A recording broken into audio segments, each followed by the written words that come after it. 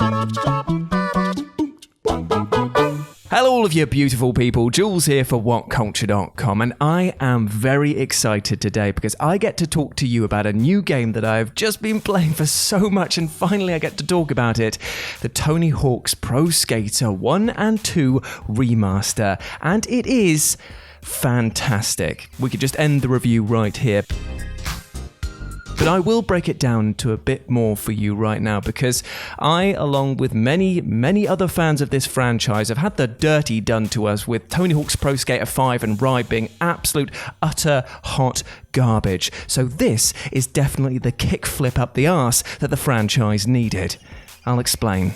There is just no escaping how good this remaster is, from its wonderfully updated graphics to its staunch determinism when it comes to presenting veteran players of the series with the best possible version of the Tony Hawk's games that they grew up on. It is sublime. It's kind of like a relief of exhaling after holding your breath for so long that salves the burning sensation in your chest, and one that quite literally breathes life back into something. With the release of certain games like I mentioned, Ride and Pro Skater 5, the series was put on ice with good reason because they were just utter tosh, but actually this kind of acted as a wake-up call to Activision to treat this franchise with respect, and they have come back, all ball bearings rolling as fast as they can, and it is so good. I know that I keep revolving around this thing of telling you how good it is, but just bloody look at it. Now, rebuilding the original 2 games from the ground up in a new engine is never going to be easy, especially when these are 2 of the most cherished entries in the series,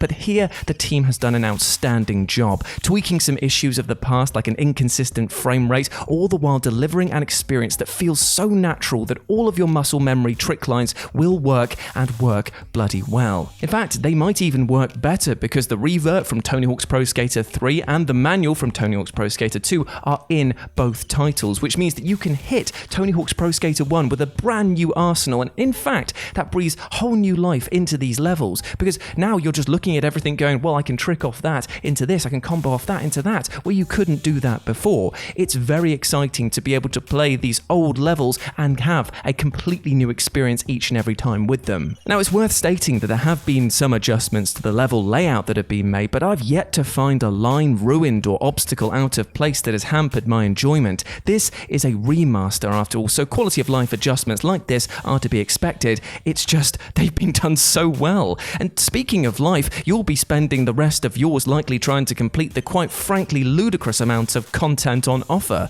You might be able to blast through some of the levels in short order, especially if you've still got vivid memories of where the secrets are, but you'll then have to work through skater-specific challenges, persistent goals, and then set high scores on the ranked sections of the title, allowing you to take part in a persistent tug of war with other players online. It's actually quite overwhelming how much stuff there is to do, and that's before you even start looking at the creator park and creator skater options, which themselves have been so well implemented. You can create some absolute horrors to dominate the park with, and then some horrors themselves in terms of the park for other players to try and challenge your high scores online. There are a ton of bizarre and brilliant creations already out there. I mean, you've got like leaps over massive gaps, whole sections that you can only traverse by grinding. Whatever your inner 5-year-old architect wanted to design, it is pretty much possible. And thanks to the fact that you can upload your park and challenge your friends to set high scores on them and then take them back again, there is so much replayability in this one mode alone. But beyond all of this though are the little touches, the tiny flourishes that make this experience so special. For example, if your character bails on a line, they don't just dust themselves off and get back onto the board, they literally glitch out and appear back on the board, thus playing into the whole idea of this being a remixed edition. And then there's sparks that fly off the board when you're grinding at speed, and the graphics on some of the board art, they're even animated, which is a moment that isn't necessary in the slightest, but all the more appreciated for the effort that's gone into it. And needless to say, the graphics themselves are amazing. I love the fact that I can now actually say that the skaters look like the skaters that they're based on. And if this sounds like verse after verse of praise, then it's simply because this game is that good, as is the stonking soundtrack, which mixes new tracks with old, along with much requested fan favorites. You'll be nodding your head to bouncy ska music, losing yourself to zen-like chill hop, and then smashing contests with thumping punk rock beats. It is a diverse mixtape which reflects the very diverse nature of the skateboard culture. Anyone from any walk of life can pick up a board and be part of this family, and that is a bloody beautiful thing. However, we do have to address the possible elephant in the room in the fact that this game does have a storefront, and as with many Activision titles that do have storefronts, I'm a little wary of this. Now, at the moment, at the time of recording, you can only use money that you earn in-game to buy clothing and equipment. That seems completely fine.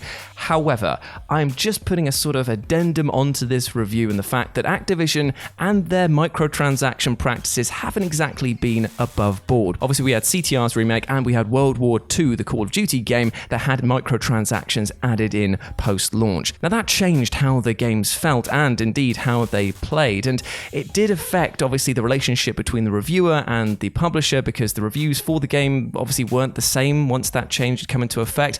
I don't know what Activision are going to be planning with this, but here's hoping that they just keep it completely non-gameplay centric, affecting, and just keep it cosmetic. If they do that, then it probably won't be as intrusive as I'm making it out to be, but still, it is something to keep an eye on, and I will readjust my review, Activision, if you change it.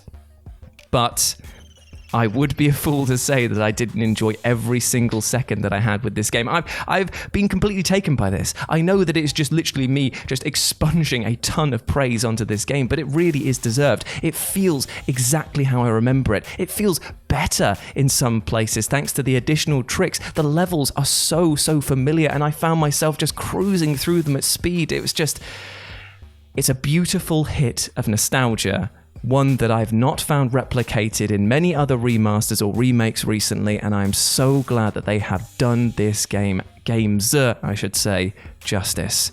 So yeah, is it a recommendation from me? It's a 5 on 5, my friends. I think it's perfect. If you are a veteran of the series, you owe it to yourself to pick this up. If you are a newcomer to the series, you owe it to yourself to pick this up because then you'll see what everyone, including this bold egg, has been banging on about for years. It is so much fun.